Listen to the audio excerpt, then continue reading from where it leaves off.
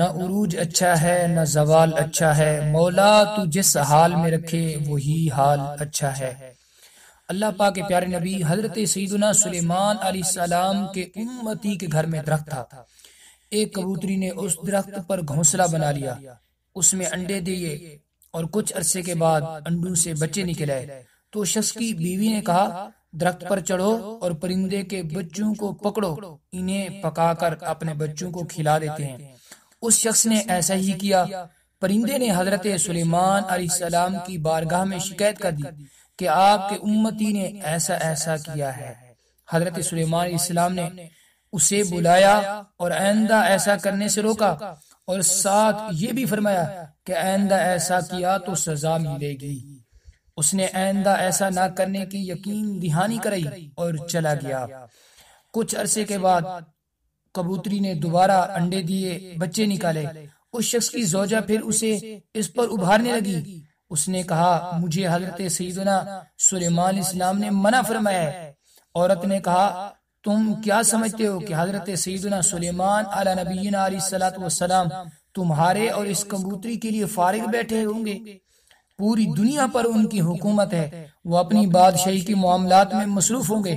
جلدی کرو اور درخت پر چڑھو، بچوں کو پکڑ لاؤ۔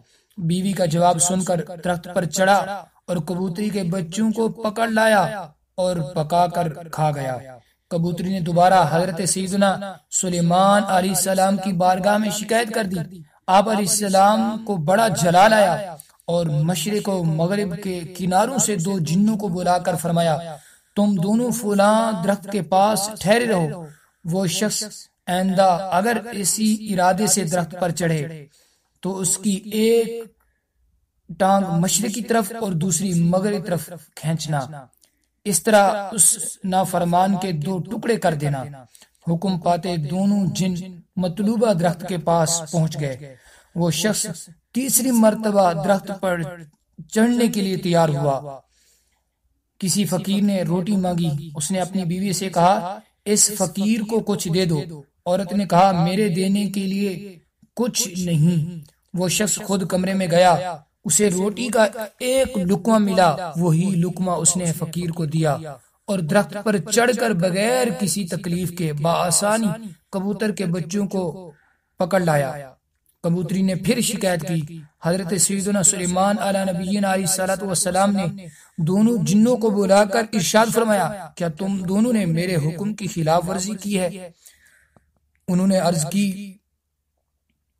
یا نبی اللہ، ہم نے ہرگز آپ علیہ الصلوۃ والسلام کے حکم کی خلاف ورزی نہیں کی، ہم تو آپ کے حکم پاتے ہی اس درخت کے پاس پہنچ گئے، مگر جب وہ شخص درخت پر چڑھنے لگا تو کسی سائل نے روٹی مانگی،